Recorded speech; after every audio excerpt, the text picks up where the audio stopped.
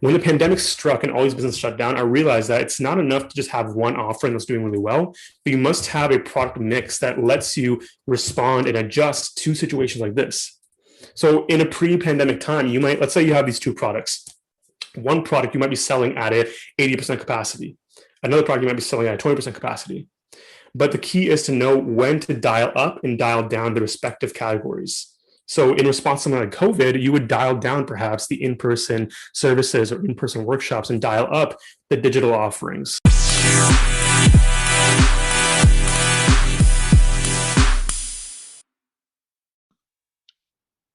My guest today is a young entrepreneur by the name of Astawa. After getting kicked out of school twice, Astawa took his education to the proverbial streets by building DxM Creative, an innovative web design agency. Astawa's story exemplifies success against the odds. By traditional standards, he shouldn't have succeeded. Today, Astawa has led DxM Creative to boast a roster of clients including award-winning entrepreneurs, international nonprofits, and ironically, large universities.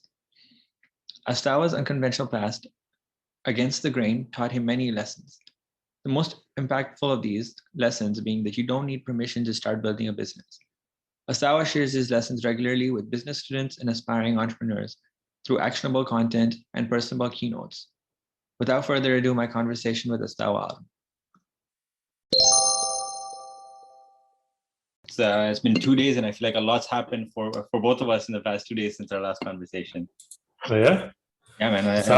You had your max color, right? Yes, I did. I do want to get into that, but yep. I already got the recording started. I do want to get into that, but we'll get into that a little later. I wanted to start talking to you about DxM and how you got started with that. So your background in general, but how did you get into DxM? How did that start up? We're jumping into it? Right, just right into it. Oh, sweet. All right. DxM started about 6 or 7 years ago now. It was in 2014, I believe, that DxM came to life. And DxM happened by accident. We didn't plan on starting DxM. We didn't plan on getting into the agency world of providing digital marketing and web design services to clients, but it happened. And it happened because at that time, my business partner, Ali, and I, we both wanted to start a clothing line together. And we wanted to draw on South Asian patterns and colors and prints and cuts and combine it with Western streetwear. And we wanted to do two things with it. We wanted to do that, and we wanted to be strictly e-commerce. But our problem was after we had all the designs made, we, number one, had no idea how to make an e-commerce website beyond what we knew, beyond learning how to write hello world in grade 10 computer science class. That was problem number one, not knowing how to put together an e-commerce website. And problem number two was that him working at a thrift store and me working part-time at McDonald's, neither of us had enough capital to actually start production on the clothing. Like we had people lined up in China and in Pakistan factories to start production. Like we could press the button. We didn't have enough money to make that happen. So we wanted to solve problem number one first, the website. And we started reaching out to firms to get quotes on how much an e-commerce website would cost. And the quotes we were getting were nothing that we could afford at the time, being working in a thrift store and a fast food. So we put on our thinking caps and we started looking at websites that we liked. We looked at websites like Zara, Nike, and all that. And we started right-clicking, inspecting Element, and viewing the source code. And bit by bit, just reading through the code literally and seeing what does this, and if we change this thing here and the CSS settings, of what would happen. And we taught ourselves how to design a website like that.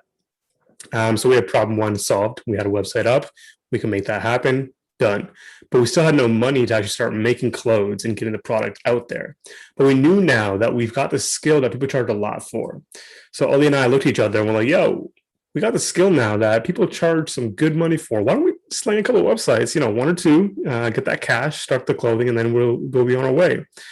So we found a client, our first client at I don't even think it was called DxM at that point when we had our first client. But we found a first client, signed them, did the project, and then quickly one client turned into two clients turned into four clients. And before we knew it, we had entered this new world of consulting and agency stuff for clients in the digital marketing area. So fast forward to 2021 now, I'm proud to say that DxM has built a roster of clients that includes universities, international nonprofits, and award-winning entrepreneurs. And we take an innovative approach to web design, something that thrills our clients, something that gives them a product that they're really invested in, both emotionally and time-wise, and something that in our process gives them insights that they can take and inform their other marketing efforts too. So DxM's been a fun ride, and it's been a way of really just sharpening this business acumen that we started seeing in ourselves like 6-7 years ago. So the funny thing is, I heard this story when we first met, which was at EDA and also at the Young Entrepreneurs Conference. What I didn't know at that time was that you were also working at McDonald's at the same time. How was that? So how was that experience? You were working at McDonald's. You were grade 12, was it, or were you already in your first year of university? I think when we wanted to start the clothing company, we were going to call it ANR, ANR standing for Astawa and Raza, which was my business partner's last name. At that time, I think we were in our first year. Okay. And then so you were in your first year, you started building that, and then your school life happened.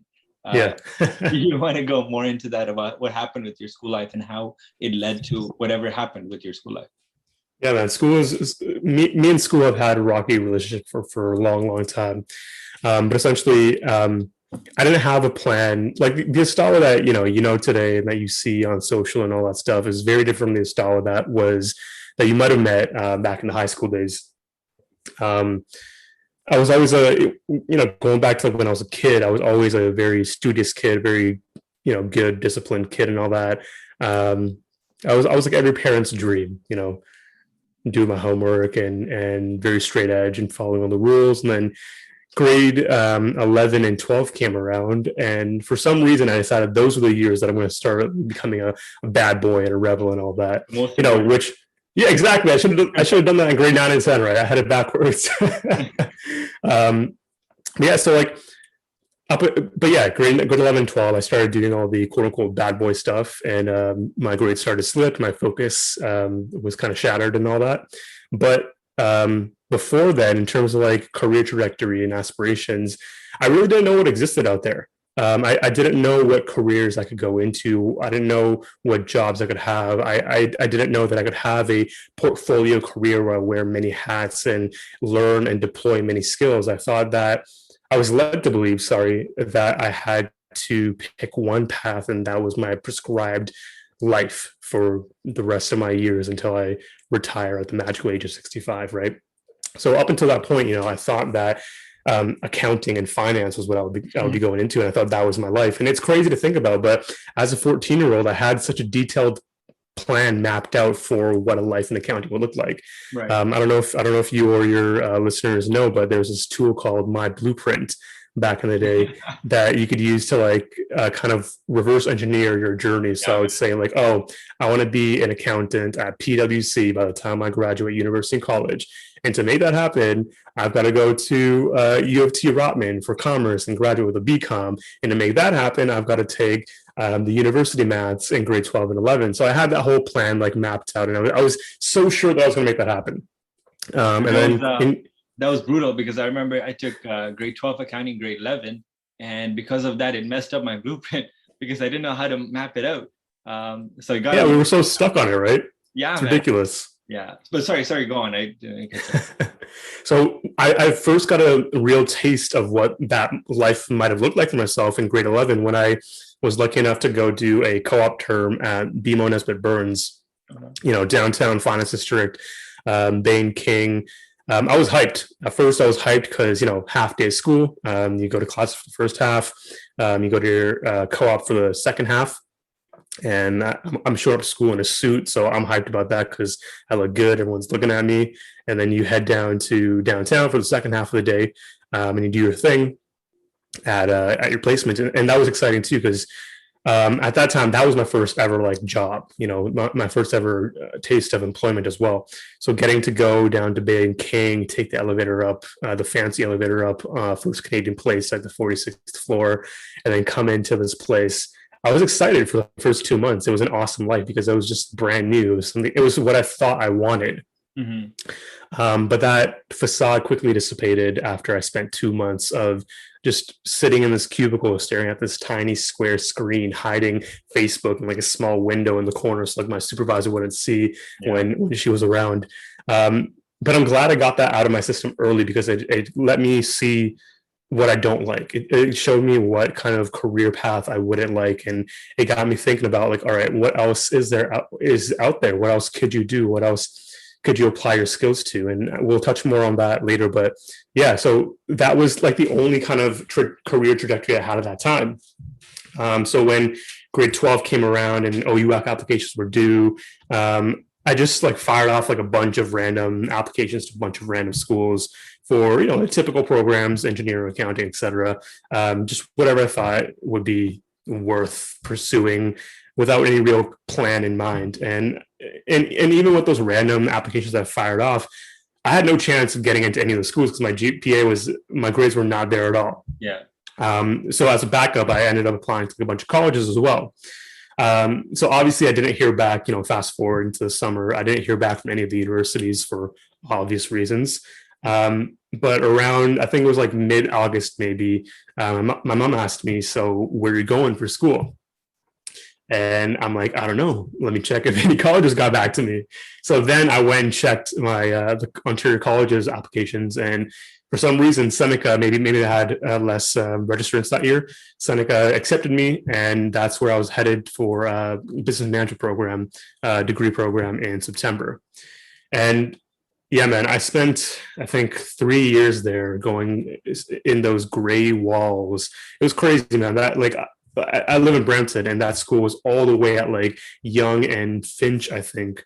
And I had for like an 8 a.m. class, I'd have to like leave my house at 5 a.m., go to York University, take the shuttle bus from York to Seneca, and I would, for an 8 a.m. class, I would get to campus for 7:30, and that was like the only route that was economically viable without having to move to a dorm there. So it was not a good time, man, and that's where like a lot of my angst against the school system really started to materialize in a way that I could articulate better, because like I literally had business teachers there that would teach me about business, but when you go and look at their resume and their LinkedIn, they went from studying at business school to teaching at business school without ever having stepped foot in a business or having run a business themselves. So it made no sense to me, but we'll dig more into that, I'm sure, later. But yeah, I always had a rocky path at school.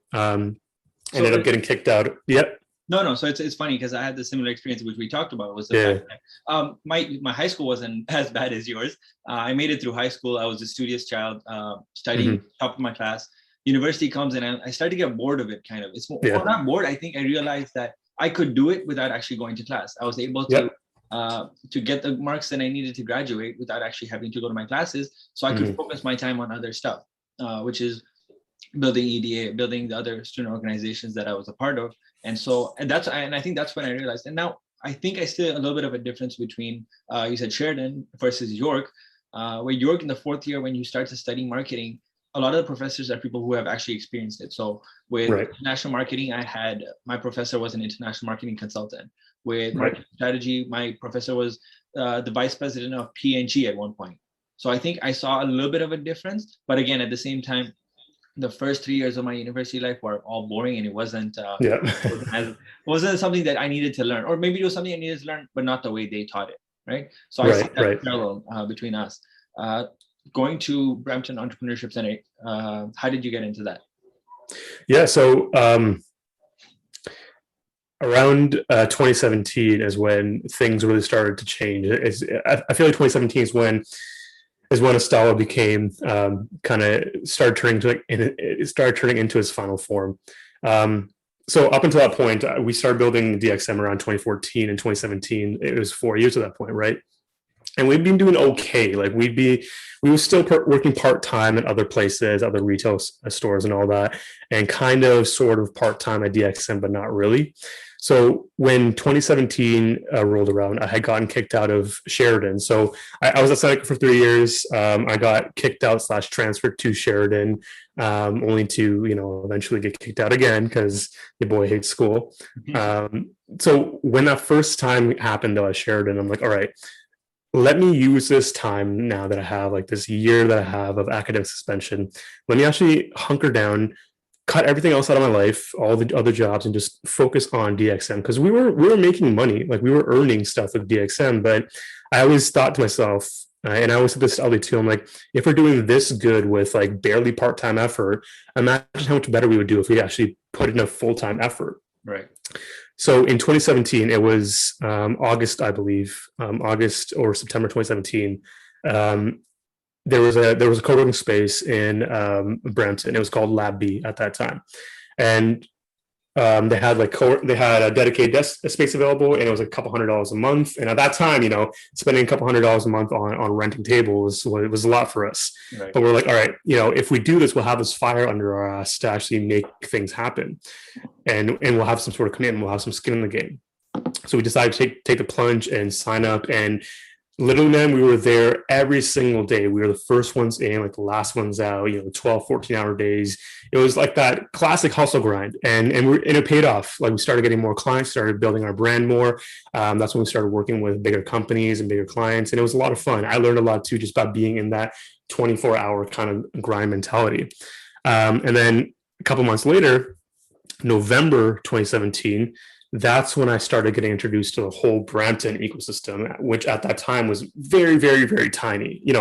Now relatively it's still small compared to everything else out there, but now it's massive compared to what was the state in 2017. So in November 2017, Brampton City Hall is hosting Startup Weekend PL. So I go and sign up and compete. Me and my team with Ali and a couple of other friends.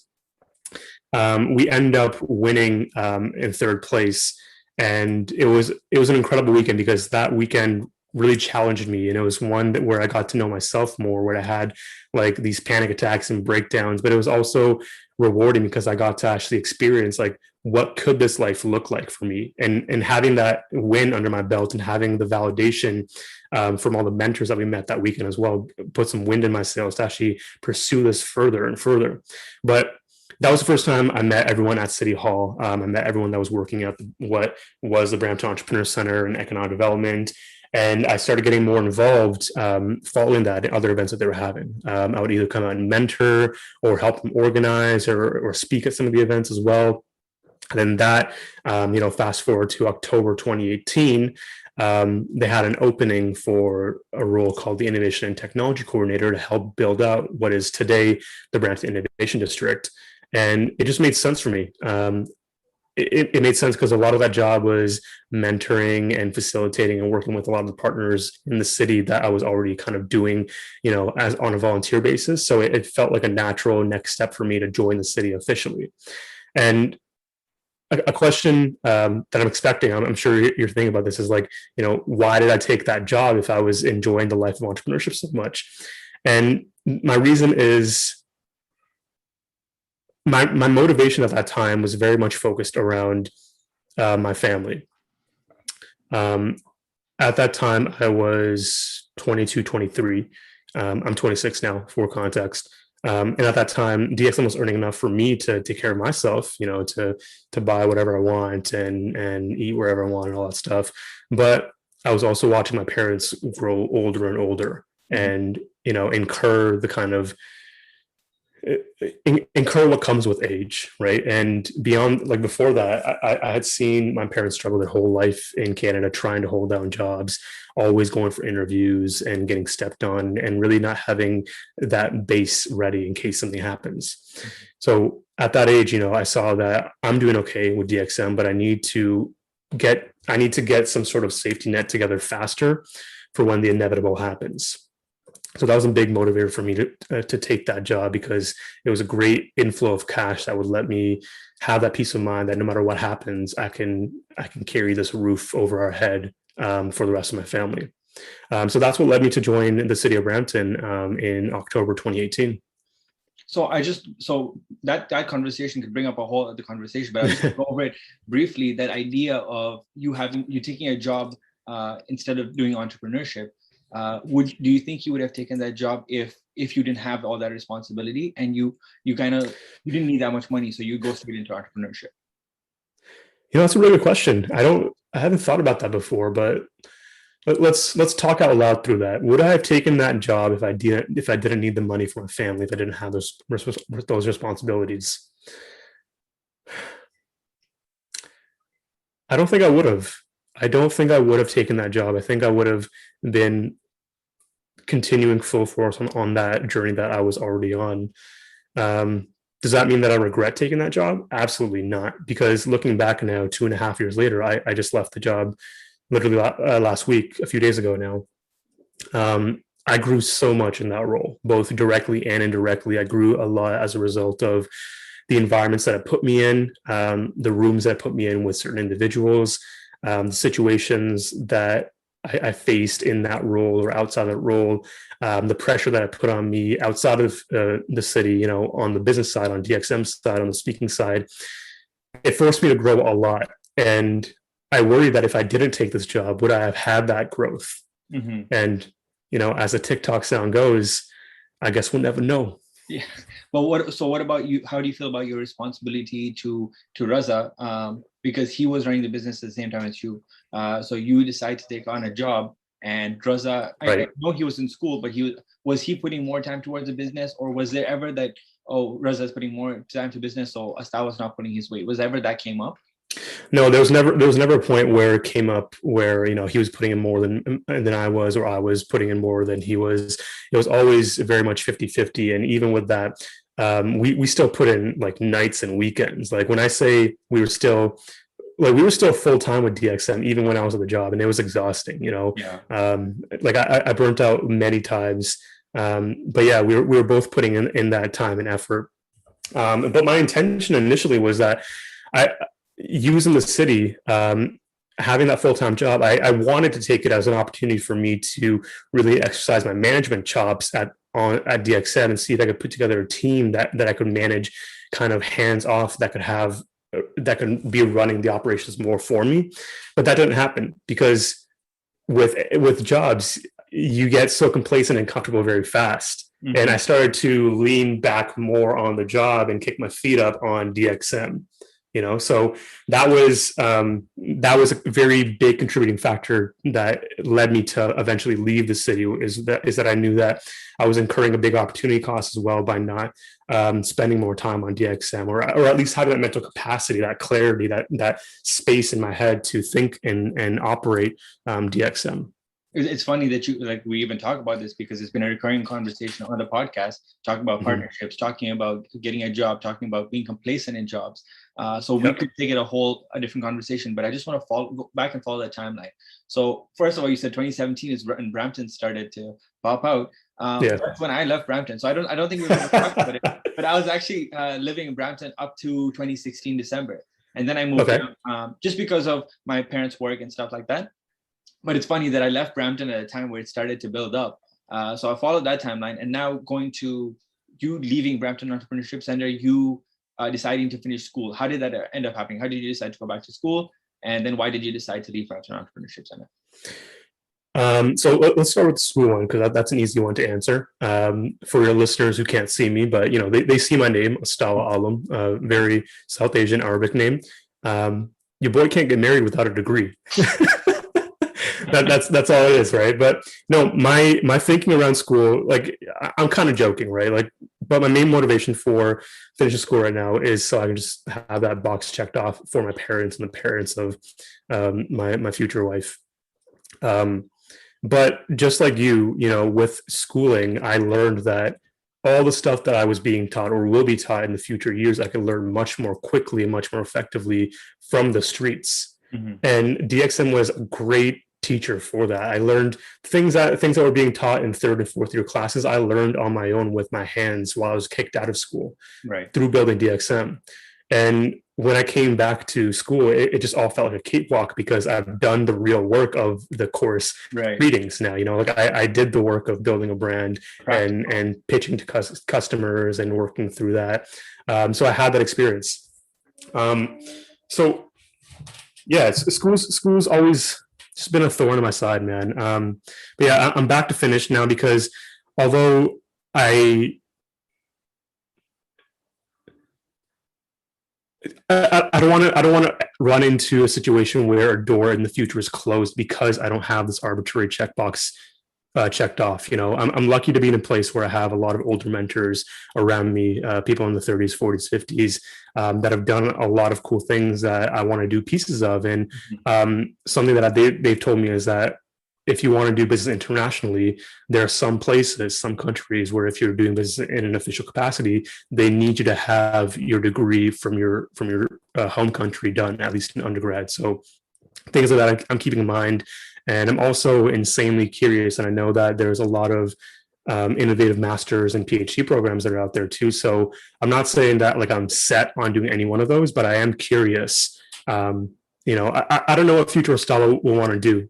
So I don't want to close off that door either. So I want to keep that open as well. So do you think that credibility, apart from that credibility checkbox, do you think you benefited in any other way from school, or was it literally checkbox? Yeah, well, I don't think school gives you credibility. Let's start there, because I've met plenty of people with an MBA that have flexed going to Schulich and this degree and that degree, and man, they can't change a light bulb to save their lives. And like, school does not give you credibility. School lets me know that even as an employer, as someone, I'm going to be hiring a lot later this year, and I know for a fact that I'm not going to be weighing a degree or a school over real life skill set, right? Like, if you can't put together a portfolio of your work and show me what you've done, why you've done it that way, your process, your thinking, then your degree is kind of useless to me. So yeah, like at this point, people have, some people that have been on this podcast, some of my mentors have told me, they're like, yo, why are you finishing school? Like, you've already got everything that you need. And I've been invited back to my school to speak to like current classmates about stuff too. So it's hilarious. And they've told me like, it's a sunk cost fallacy. Like, you feel like you want to continue and finish because you've already put in so much time and money. Right. And I'm aware of that too. But yeah, man, like for me, like I hate to say it, but it really is a little bit of a checkbox at this point. But also, I do feel that obligation to pay to my parents. Like, when they came here, when they came here 20 plus years ago, they came here with just me, and they came here for their son to get a great education / schooling. So if I can, I know I can't pay back the debts to my parents, but if I can do one thing, this is like the lowest hanging fruit. So let me just get this done, make them feel like it was worth it, and go on my way. I mean, I feel like there's absolutely nothing wrong with that, because people need to understand that, like, sometimes you need to finish school, sometimes you can't finish school, and what the route is. People need to, it's something that people can relate to. So I'm glad you actually talked about it in the podcast, as difficult as it may be to talk about it. Yeah. Fast forward to today. Now you have left Brampton Entrepreneurship, probably, was it last week? I think it was last week you left. Last week. Yeah, Wednesday was my last day. Wow. So this week's been crazy for you. You left Brampton Entrepreneurship Center. You pitched Shop on Main.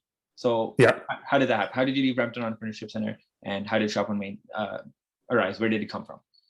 Yeah, so my decision to leave the city of Brampton, it was a long time coming. Like, I knew my days there were numbered, and I was, truth be told, like, I was hesitant to make this jump because, again, like, going back to the whole complacency thing, the whole being comfortable thing in a job.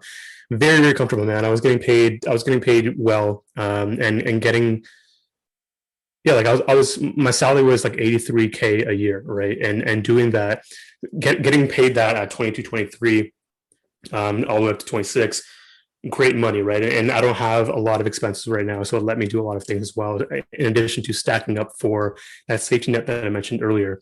So it was, that was a big thing to keep in mind for myself. Like, I literally looked at, so I turned in my resignation in November to let them know, like, hey, I'm planning on leaving March 30th or 31st, whatever the last day of March was. And I remember after I did that, I think it was February and March, where we got our like T4 slips. Yeah. And I looked at my T4 slip, and in the employment income line, it said 83K. And I'm like, damn, are you really going to leave this? Yeah. Because I remember, man, like when I first got the job and I got that offer letter with the contract, I showed my mom, I showed my dad, and they were insanely proud. They were so proud because through all the pain that they've gone through all the suffering that they've gone through, with the hardships of earning a little bit of cash for themselves to put food on the table for us, for them to now see that their son, the person that they sacrificed all that for, had gotten into a place like this with that kind of number and all these perks and the stature, of the city of Brampton behind you. Yeah. It was a very proud moment for them. I remember when I showed them that night, when I showed them the acceptance offer and letter, like they were just tears all around, like happy tears. Right. So I'm saying all that to set the stage for like how difficult of a decision it was to leave. Right. But I knew I had to leave because of a few reasons. Number one, the opportunity cost, like I mentioned earlier. From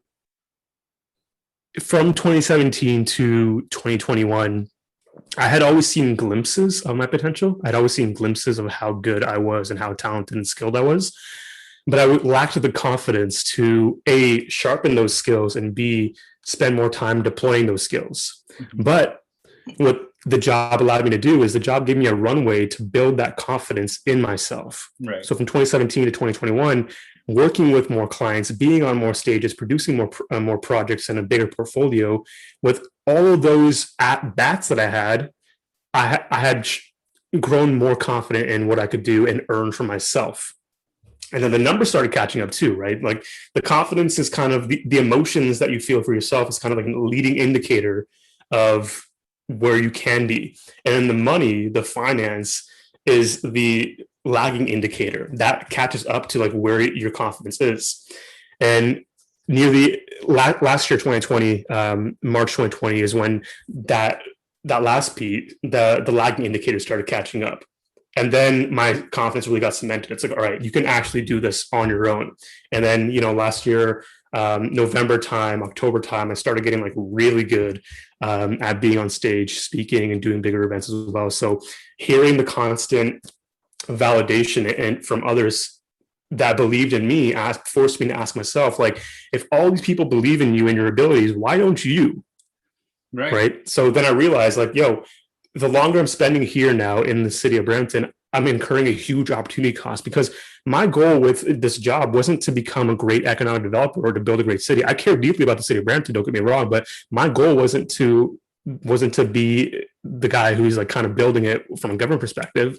My goal was to get enough cash to keep my safety net building while working on DxM. Mm-hmm. My goal was to become a world-class renowned marketer, an entrepreneur who's built a lot of things. And if I'm not doing that, then those skills are collecting dust. Mm-hmm. So that opportunity cost was one of the first big things that pushed me to say, all right, it's time to take the plunge. The second thing that pushed me to take the plunge was the fact that I had my growth had stagnated. I wasn't learning new things at the job anymore. I wasn't experiencing new things. And I had trouble seeing the growth path or lack of in front of me. I couldn't see myself growing into bigger roles here or taking on responsibilities. And the things that I was seeing my manager and other senior leaders do was stuff that I didn't find enjoyable or things that I wanted to do. Mm-hmm. So those two things, the lack of a growth path that I wanted in front of me, plus the opportunity cost that I was incurring, were big enough for me to ask myself, if I don't leave now, will 80-year-old Astawa regret it? And the answer was yes. I know if I stayed there a year longer, or even 6 months longer, I would have regretted it.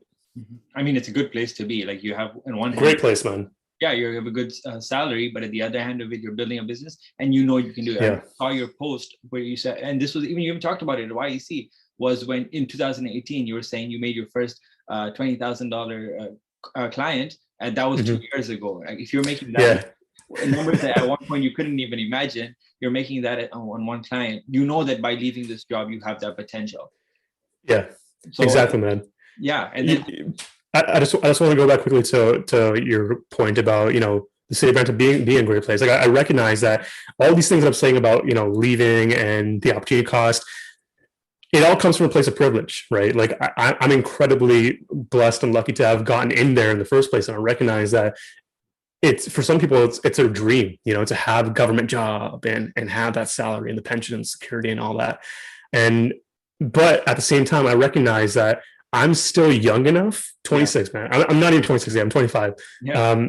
I'm still young enough where I can take that risk, and I know that jobs will always be there. But if I don't take the time to future-proof myself and test my limits, then I'm going to be useless to any employer in the future, right? Yeah. So great place to be. Very grateful that I was there, but not the place for a 25-year-old person like me to be at this time.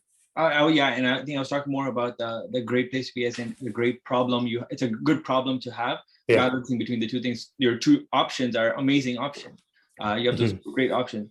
And now Shop on Main happened. You started building it a month ago. How did you come up with that idea, first of all? How did you start building it? And then we'll go into what happened at the Max competition. Yeah, Shop on Main, man. Shop on Main is another thing that wouldn't have happened if I didn't have the mental space to think more and to think critically about emerging trends. I know that's a big topic on your podcast. Yeah. So my friends and I, to give everyone a background on what Shop on Main is and how it came to be, my friends and I are big fans of shopping local and dining local. We love finding cute cafes and new brunch spots to go to, and finding cool vendors that are making unique things that you can't find on Amazon. So we paid a lot of attention to the rise in the shop local, support local movement. And in December, we realized that there was a big gap.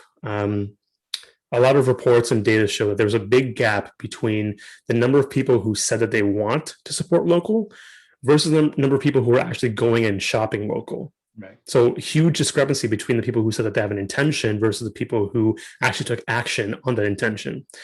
And we started to ask why. Why were people having trouble shopping local?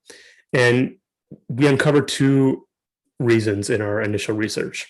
We found that people just were not aware of what existed around them. They know they want to shop local, but they didn't know what stores existed around them. And the second issue was discoverability. Stores had no way of making themselves discoverable to their shoppers, to people who wanted to support them. So people wanted to back the communities, but they just didn't know where and how. So we thought, could we build a platform, a marketplace that connected people like you and me who want to shop local with the businesses around them that are creating cool things and cool goods, and take away the guilt of ordering on Amazon. We wanted to bring e-commerce, empower all these businesses who weren't online yet, or maybe online but can't find their customers. We want to empower them through this marketplace and give them quote unquote prime level service tools that they can give to the clients who had come to expect a certain level of user experience and satisfaction from their time using Amazon. So we started putting together this idea, doing research, reaching out to customers and vendors that could be on the platform, understand their problem a bit more, how e-commerce and retail currently exists and how it's been affected by the pandemic. And we saw that the consumer trends of opting to buy online as your first kind of reaction is not going away. Even after the pandemic, even after we return to some sort of quote unquote new normal, people will still turn in crazy numbers to shopping online first rather than going on to their physical main street. Mm-hmm. So we know it's a problem for our existing main street because they're not all tech savvy. They can't bring customers in the same way that an Amazon and Walmart can. So we started building the platform out, and we had the chance last week to pitch to some illustrious judges and at Max Gala. Yesterday. Yes, yesterday. So, and I know you were talking about that competition and how you weren't even expecting to get the $100,000 funding, but you did want to go in with the intention of making connections. We talked about it on Friday, and it happened yesterday. So how did it go So how did the competition go? Yeah, so right now we're a pre-seed company, right? So we're building the beta product right now and looking to raise funds to accelerate our growth and product development. So Max Gala, for anyone who doesn't know, MAX stands for Muslim Awards of Excellence, and they're essentially a nonprofit that exists with the mission to elevate the brands of Muslims in Canada across business, science, and the arts. So this was the first edition of this event called Max Tank, which is Shark Tank, but make it Muslim. So we were lucky enough to make it to the finals and pitch among 7 other amazing startups from all over Toronto. And the judging panel, the Sharks, were incredible, crazy panel, man. There was a Huda Idris, Toronto startup legend. She's been at Wave, Wattpad. She was a CPO, Chief Product Officer, I believe, at Wealthsimple. Now she's a CEO at Dot Health. There was Roble Jama, who was the director of product at Shopify. Wow. There were investors from, I think, Whittington Ventures, which is a fund that helps deploy capital from Galen Weston, like the Loblaw family. Who else was there? So many other like amazing Muslim Toronto-based entrepreneurs and investors. So we went in for Main Street asking for funding of $100K to help build out our beta and also help bring in some business development support to onboard businesses. Now, I didn't go in expecting to actually walk away with the bag, but I liked being put in that position to actually make that ask, because I'd never done that before. I'd never, aside from asking clients to pay for a service that they want, I had never gone in and asked strangers to open up their wallet and give me this absurd amount of money to build out this thing based off of a pitch deck, right? So I'm really glad that I put myself in that position of doing this thing for the first time. And it's something that I think everyone should do some form of, because it's a lot of fun and it forces you to really think critically around who you're speaking to and why they would ever want to even consider doing that. But we didn't get funded. To be fair, no one walked away with funding. So, okay. But we walked away with some great interest from some of the sharks. I don't want to name names yet, but we got some sharks that might want to work with us and be a part of some advisory board in some capacity in the future. So incredible experience. And I'm so excited for the journey that's ahead of us with this, because it's going to be a lot of fun. Yeah, no, I'm excited about it. I think I was talking to a couple of people about tech startups and how you're building a different thing, a startup problem, a startup that's fixing a problem. And with your career, you've always been in entrepreneurship, just starting a business. And now you're going into this space where you're actually building an application that could actually make a difference. And it has a social aspect to it, which is something that So I'm excited for that. Before I continue, we're in about 40 minutes. And I have a few different things that I still want to ask you. So are you good to keep going, or do you want to? Yeah. We got 6:30, right? 6:30, exactly. Yeah. Okay, let's go. Well, let's keep talking about it. So we were talking about TikTok and LinkedIn on Friday, and about content creation. You talk a lot about the slow drip method. Mm-hmm. Are you ready to talk about the slow drip method? I love talking about the slow drip method. Let's get into it. What is the slow drip method, and how do you use it to create content?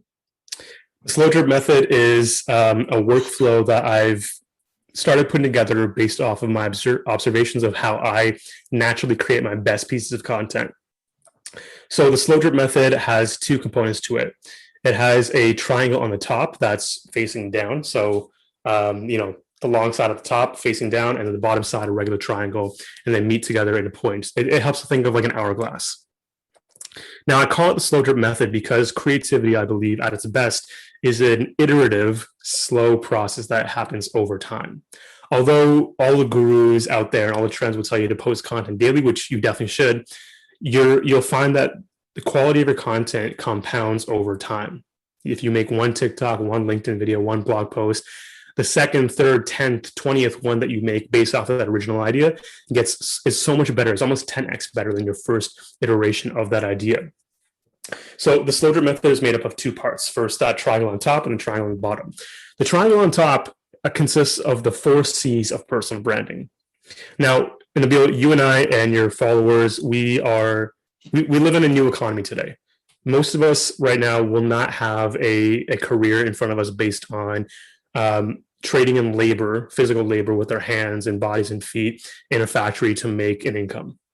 Most of us will be earning with our mind, things that we learned in our degree or boot camps or on our own ideas, knowledge. Today, we are information workers in the knowledge economy.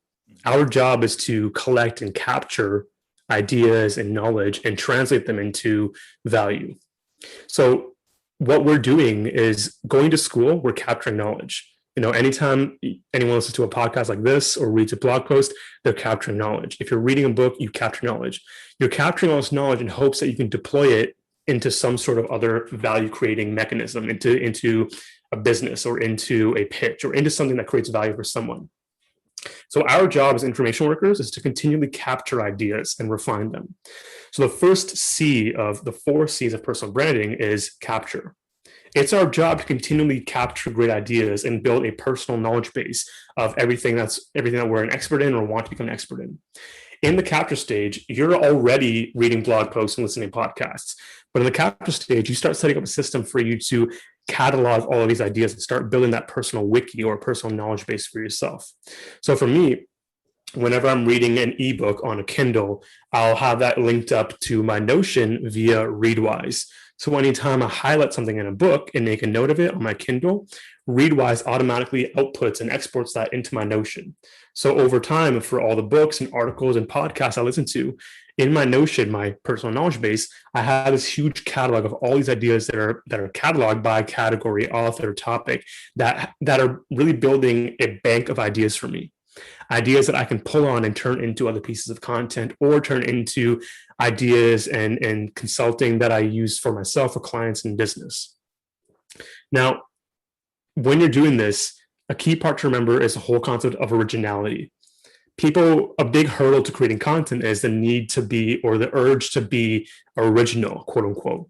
People think you've got to make something that doesn't exist out there. And another big hurdle on the flip side of that is, why would I, people say to themselves, why would I create this video or the blog post on digital marketing when everyone's already said this about that? Like Neil Patel is already #1 for so many of these search terms. What can I offer? And what people get wrong is that creativity and our collective knowledge on a topic is a societal effort to iterate on existing work. This dude, the guy who got a Nobel Peace Prize for quantum theory, when he went into the field of physics, one of the professors he looked up to told him to not go into it because everything's already been discovered. And the dude, I forget his name, but the dude who discovered quantum theory said, yeah, don't worry, I don't want to discover anything new. I just want to learn the fundamentals and get really good at it. Him having thought that everything had already been done and discovered, even with that mindset, he still went on to discover the quantum theory, which is still a brand new thing today, right? So that doesn't happen unless we, as creatives today, iterate on existing content that's already out there, existing ideas that are already out there.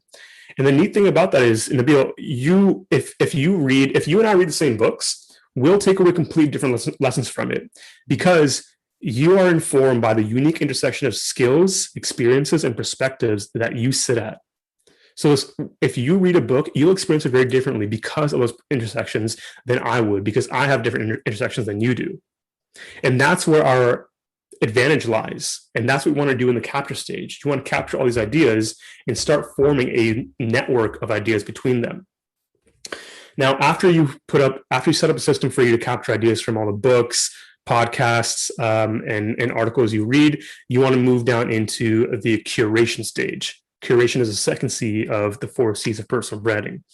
In curation, this is when you start to kind of build out that network. In capture, you've collected all these nodes of the network.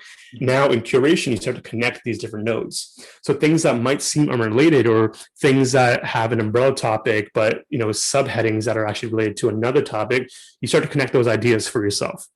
In curation, you want to teach yourself from all the content you've captured. Can you build one kind of guide on a topic based off of all the other pieces on that topic that you've collected? And what you notice is that when you challenge yourself to kind of teach yourself based off of all that content, you kind of leave with a brand new piece of work that's informed by a bunch of different sources. So you might have read like 1 or 2, 3 different pieces on printing, but that one piece of content you make from those 3 pieces are not only remixed, but distilled and refined based off, again, your unique intersection of perspectives, experiences, and skills. And what you'll find is through that curation phase of you teaching yourself with that new piece of content, you now naturally transition into the next C, the third C of the 4 C's of personal branding, which is creation. You've created a brand new piece of content based off of all these things that inspired you, things that have referenced, things that you've referenced, ideas that have sparked from previous authors. Now you have a new piece of content. Now it gets fun. Now you move into the next part of the triangle, which is also the fourth C of personal branding, community. Community is where the distribution of your content happens. So this is a pyramid. And for anyone listening, if you visualize a pyramid, at the top, it's much smaller, it's much slimmer. But as you move down towards the base, it gets much wider. So what we're going to do here is that you start at the tip of the pyramid with a pillar piece of content. Now, this pillar piece of content is your big one body of work on this topic. So let's take printing, for example. You're going to write a 500 to 1,000 to maybe 2,000 words, a blog post on printing. Now, don't worry if you're not a great writer. It doesn't have to be a blog post. It can also be a podcast. You can grab a mic, talk about it. It can also be a YouTube video. You can get a camera, film yourself talking about it. Or it can be a conversation that you have with someone. Maybe you have a friend who's really into that topic as well. You two spend maybe an hour speaking about that topic. Now, regardless of what form it takes, you should have 1,000 to 2,000 or 40 to 60 minutes worth of content from that thing. So what you're going to do now in this bottom pyramid is that you're going to slice that up into all these different pieces of content for different networks. So the first bit of the pyramid, you're going to slice it up for content for LinkedIn. So what you're going to do is if you wrote a blog post, you're going to take one of those headings and the paragraph underneath it, turn that into a LinkedIn post. And you can do that for a bunch of different parts of your blog post. So for one blog post, you could have maybe 4 or 5 LinkedIn posts that come out of that. Moving down the pyramid, now you get into the area of Twitter. Based off of those paragraphs that you had on LinkedIn, you can turn sentences of that or rephrase pieces of that to become tweets. You can have a number of tweets, or you can have that turn into a microblog through Twitter threads. You can have 7 to 10 tweets that make up a Twitter thread. Or you can tweet like 5 times throughout the day or 5 times throughout the week. Now you can move further down the pyramid into Instagram. You'll notice that as you go further down the pyramid, you get more and more pieces of content from the previous layers on top of it. On the Instagram piece, you can take screenshots of those tweets and turn them all into individual stories or Instagram posts, or you can take them all, turn it into a 10-slide Instagram carousel. And then finally, you have the bottom piece, which is Instagram Reels or TikTok. Here, since the amount of time you have for a Reel or TikTok is so small, you can create so many more pieces of content from the previous work that you've already done. So from one 10-slide carousel on Instagram, you can maybe have 10 TikToks or 10 Reels for each of those slides. So as you go from the top of the pyramid with LinkedIn for 1 to 3 posts and move all the way down into TikTok, you have 10 or maybe a dozen TikToks that you can make from that one pillar post that you made one time. So the slow drip method is not only a way for you to collect a factory of ideas that you refine over time, it's also a way for you to work once and distribute and sell twice, really. You build one big piece of pillar content at the top of the pyramid, and then you take that, you chop it up a dozen times for all these platforms. And through doing that, in a way, you clone yourself. Because if you wanted to build your network, Nabil, you can only have one of these podcast conversations at one time. Yeah. And it takes a lot out of you, right? It takes an hour or so or 2 hours to edit afterwards. You got to do the whole setup at the beginning as well, inviting people. But if you take a piece of content, if you take this podcast, you can chop it up into 5 different clips, and all 5 of those clips can be working for you at the same time, because you don't have to go and talk to the person now who's watching that, because they're going to come to you. Right? The pieces of content you create go out and work for you and bring back quote unquote dividends for you to cash in later. So it's a little bit harder to visualize through an audio format, but that is the slow drip method in a nutshell. So I got a little scared there in the middle because you started to sound like Hamza for a second, as I tripped out for a little bit. But it's funny that you said that, because even at the start, I mentioned that since we talked on Friday till now, a lot happened for me. And I wanted to explain that more once you talked about the slow drip method.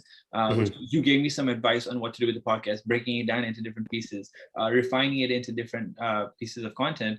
What I did over the weekend is I went and built the website. We were talking about Reminisce the Future. Oh, nice. Which I haven't spoken much about Reminisce the Future, but that's also coming up on the website. So the website design I spent all of yesterday designing. Today I spent transcribing some of my past podcasts.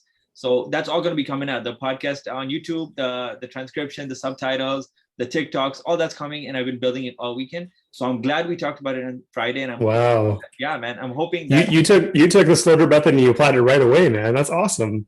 I Well tried to done. apply it right away, but there's so many steps to it. So we went from a point of you're taking one piece of content and refining it. Now I'm starting to realize that I have 6 podcast episodes. I got to refine each one of them.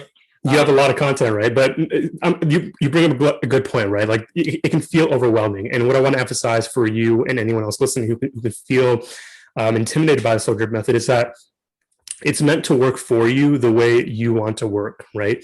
You don't, just because you can put it on all these social platforms doesn't mean you should. Right. Stick to the ones that are going to give you the biggest return, first of all. And second, stick to the ones that you understand best or already have a following on. So for myself, I like to focus a lot of my efforts on TikTok and LinkedIn. Why?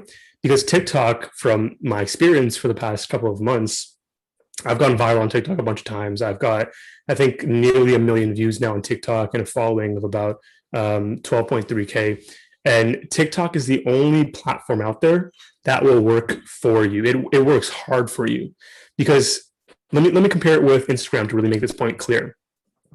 When you post something on Instagram, it's got a shelf life. It's got a shelf life of maybe 48 to 54 hours. And it's going to show it to people who already interact with you the most, or people that are going to like it anyway.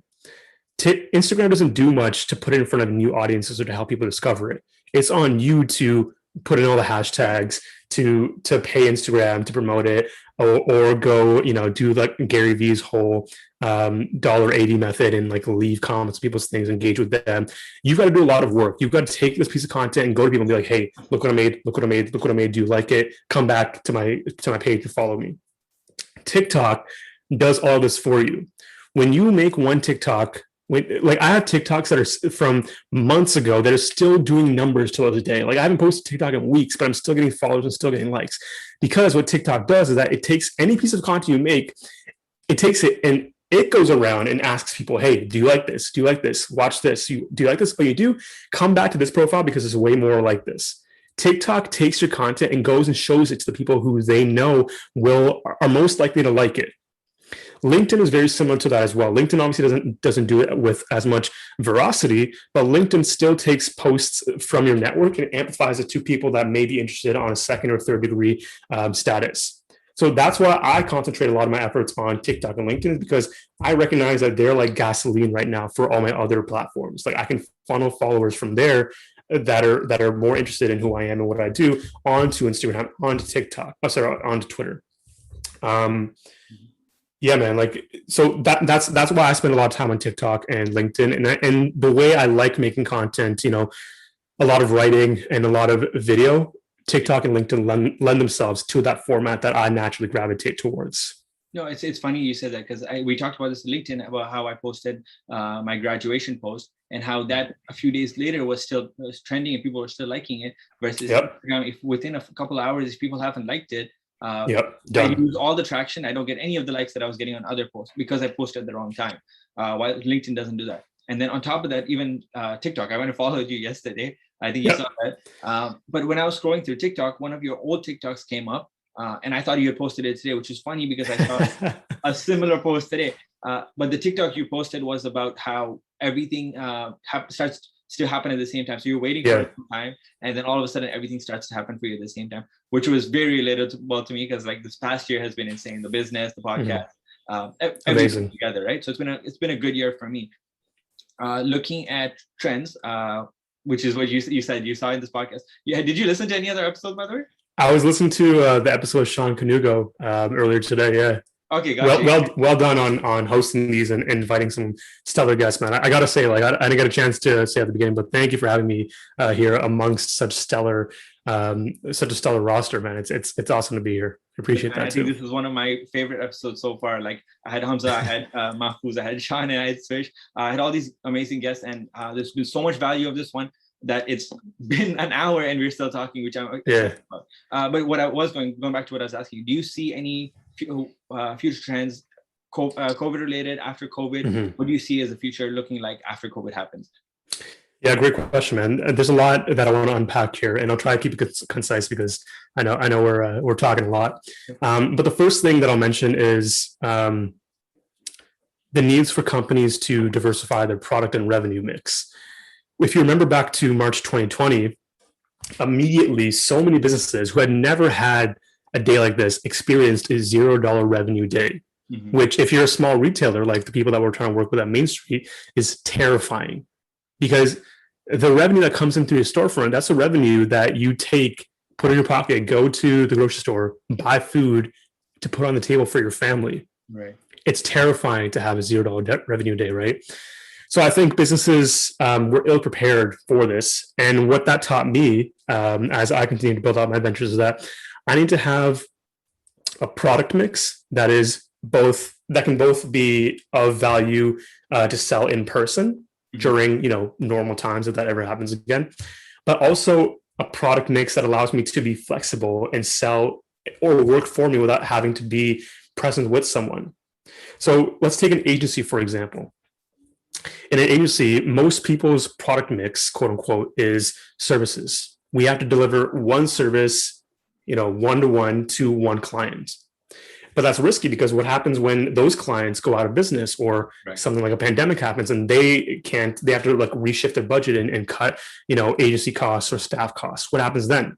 Well, the agency would suffer unless you can build a product mix that has other products that aren't dependent on working with clients one-on-one. So for an agency, that might look like, in addition to services, you have digital products that you sell. So you could prioritize your service. You could create templates for websites. You could create workbooks and work packs for how you work through clients. You could create teachable courses for the skills that you actually offer and teach other freelancers or businesses how to do it in-house. When the pandemic struck and all these businesses shut down, I realized that it's not enough to just have one offering that's doing really well, but you must have a product mix that lets you respond and adjust to situations like this. So in a pre-pandemic time, let's say you have these two products. One product you might be selling at a 80% capacity. Another product you might be selling at a 20% capacity. But the key is to know when to dial up and dial down the respective categories. So in response to something like COVID, you would dial down perhaps the in-person services or in-person workshops and dial up the digital offerings. So that was a big lesson that I learned very early on in the pandemic, and one that I'm going to be mindful of now as we continue to build out DxM and Main Street. The second trend that really came out of this was something, is obviously very related to Main Street, was there's a huge unmet need now for local curation and in local shopping.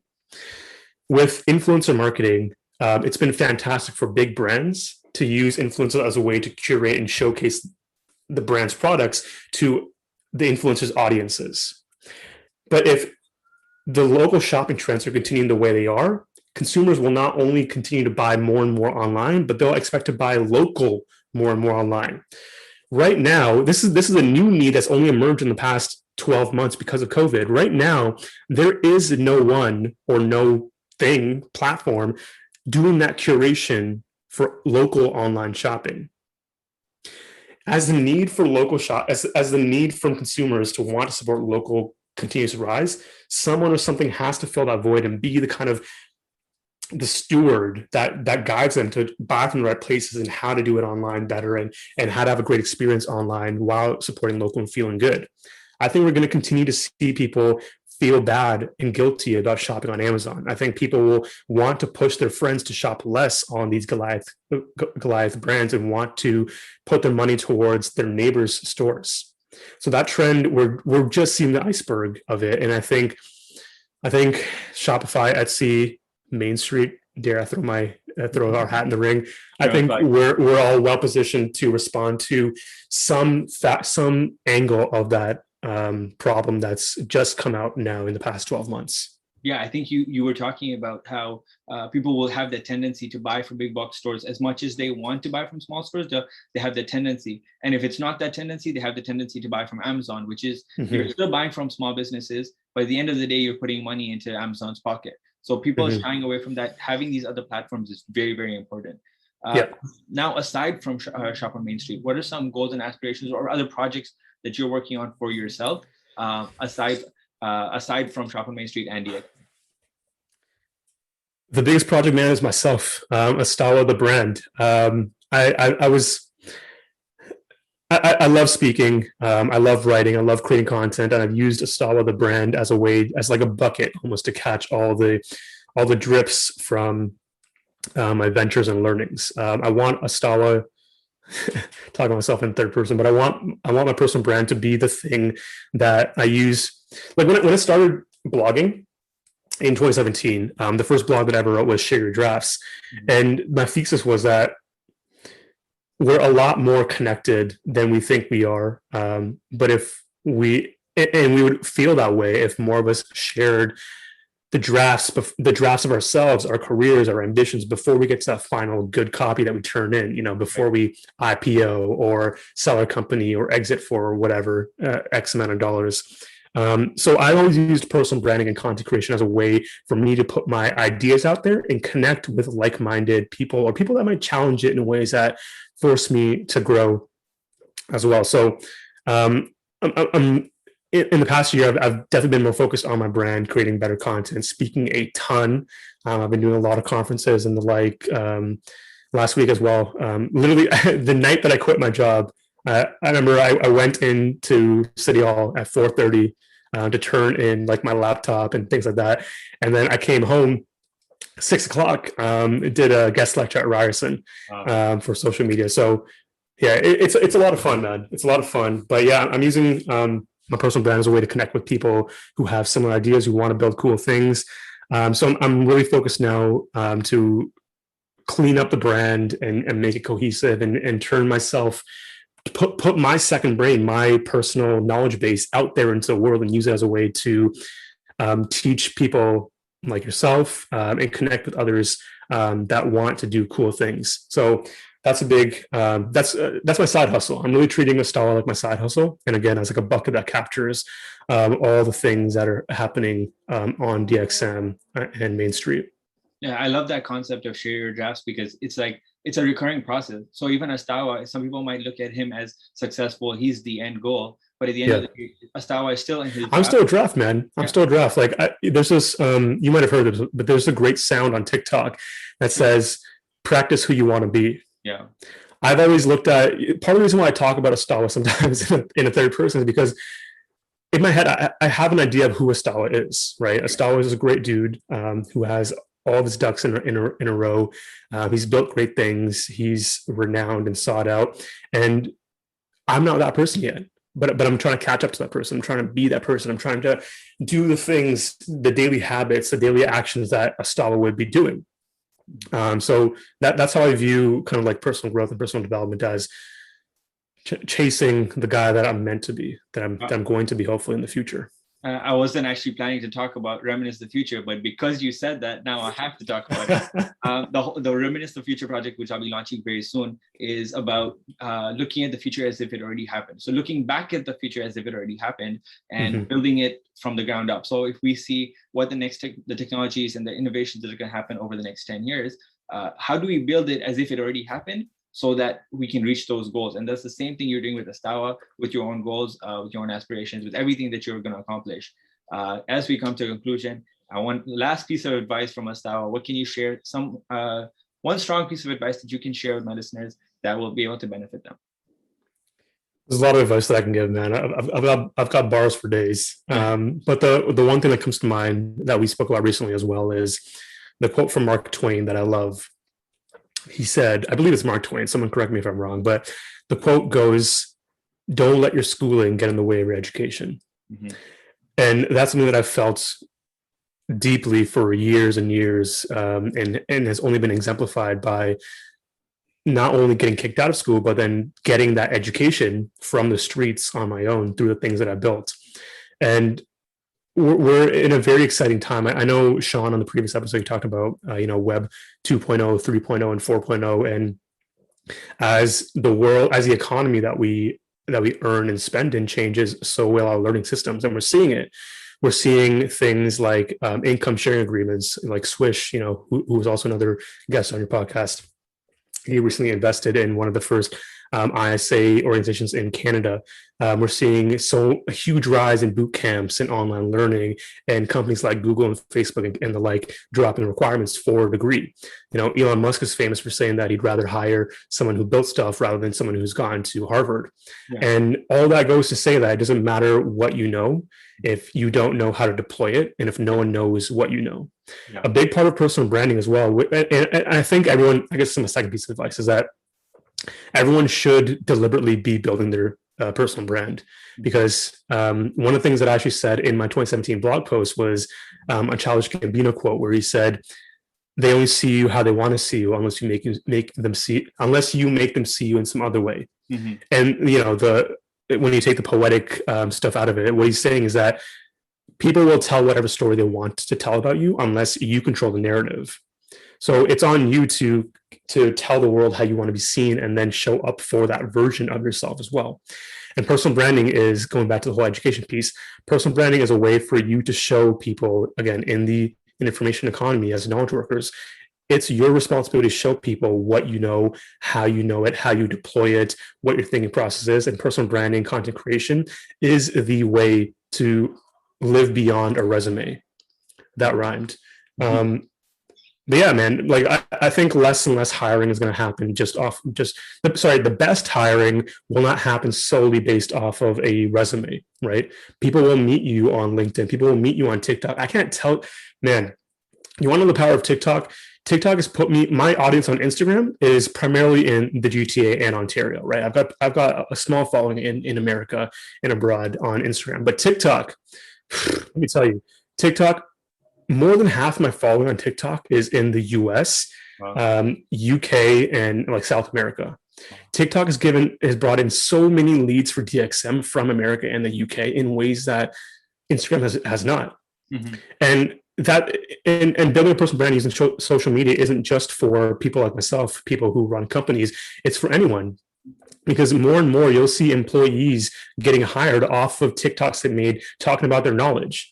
There's so many great TikTokers out there that are interns or students at NYU or whatever school that are unemployed right now, but using their TikTok as a way to show people like, hey, here's what I would do if I was going to rebrand Spotify. Here's what I would do if I was running Off-White and I wanted to reach XYZ audience. Yeah. So yeah, man, those are my two pieces of advice that I'll stop at is number one, don't let your schooling get in the way of your education.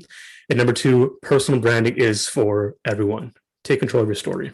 It's funny you said it because I actually started watching a bunch of your TikToks today, as I talked about, and the stuff that I saw that you talked about on TikTok, I had not seen it. So I used to follow a lot of digital marketing accounts on Instagram, and I never saw some of the stuff that you were sharing on TikTok. And that's not me plugging you shamelessly. That's actually like plug away, man. Plug away at astawa.ca. Go follow on TikTok. No shame.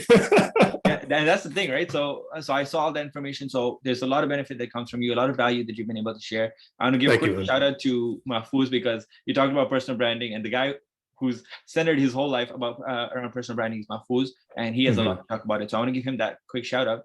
100%. But thank you so much. Thank you for coming on this episode. You are the first person who I'm recording and dropping the episode on the same day. So this episode is going to drop tonight. Oh, snap. Yeah, every year I dropped day before. I record a day before, a week before. You're the first person dropping on the same day.